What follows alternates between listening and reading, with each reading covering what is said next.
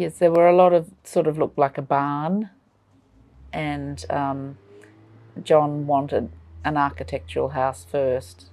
It had to be, the design that he wanted rather than a box that was passive. Roof overhangs, right? First. So, look, one of the basic design principles of let's take another step back. The houses that were built in the 50s and 60s here in New Zealand were traditionally corrugated iron roof at around 15, 20 degrees or whatever it was. They always had a 600 mil overhang. Yep, and that's how you build a house. We didn't really have ranch sliders in those days, but your living room window would be from 2 meters with a sill at about 800 or so.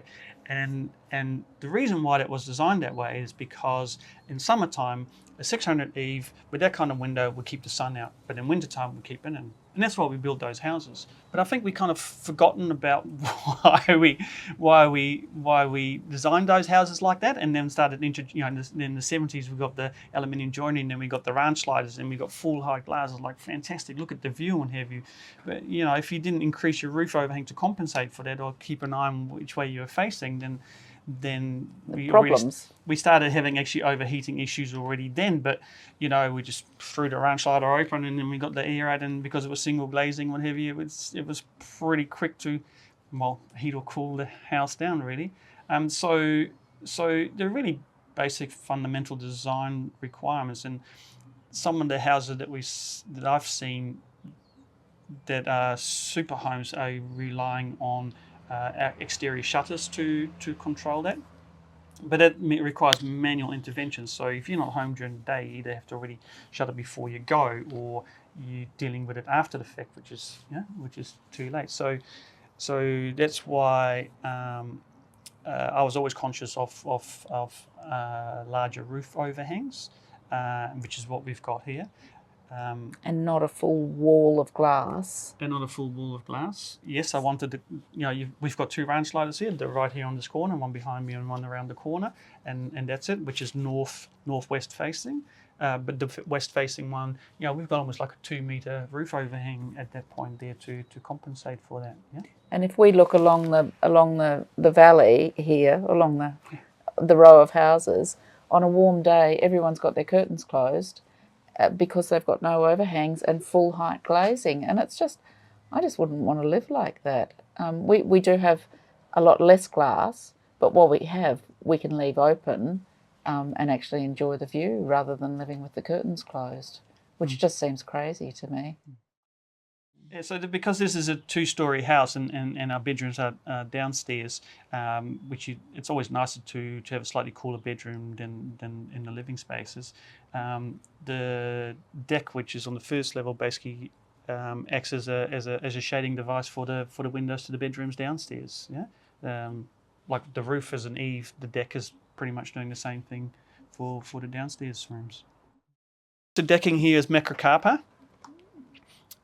New Zealand grown macrocarpa tends to be more knotty, which is gives it character. It's not a hardwood, so it doesn't leach and doesn't have to be imported or anything like that. And then in terms of here, we've used what we call secret nailing, so the nails are on the side of the plank, so you don't actually see any nails popping up. It's just something different. We have stained it just to try and retain some of it colour without it going completely silver. Because I did really like that natural timber look that we have on the soffit, but I couldn't retain it that much. But yeah, that's what we've done here. So you talked about the eaves and the roof. So the thing is, when you do a roof for a super home, they're usually reasonably thick because of the level of insulation that you're trying to get in there as well. Especially if you have a roof like this, which is called a sark roof, right? So your ceiling lining is hard up against your rafters. Yeah, so it's a sandwich. So this roof is probably about half a meter deep, right? Which seems like on paper as a number that's really, really thick. So what we've done here is we sort of try to break down the scale by creating steps in the fascia that create shadows or what have you, and therefore it doesn't seem like it's half a meter that you're dealing with. And then we continued past. So actually, when you're standing in front of the house, you actually don't see the gutters because the fascias just run past and sort of conceal that. So just a little design features. And really. you've got no I've got piercing, no. No roof penetrations at all in this house. So or any vent pipes or whatever, they're on the outside. So the roof is basically roof and roofing only.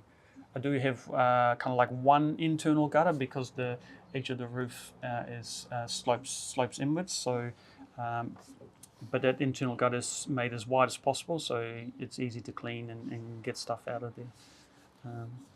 And your little scaffolding hooks. And my little scaffolding hooks, yeah. So being a two-story house and recognizing that you do have to repaint it at some stage, some of the biggest costs is scaffolding. And I came across this product called Scafbrac, SCAFBRAC, which is a guy in Wellington who, I'm not sure whether he manufactures or imports them. It actually it goes back to like the 1800s when the bricklayers used to brick and they needed to get up high, and they used this. It was basically a triangle that they were able to hook onto the wall and then put planks across and stand on that as they went up. So you can, instead of hooking them over, I now basically have bolt heads poking out the which are barely noticeable. yeah, that you can basically then hang this bracket on, and that's how we can paint the house when it comes to that.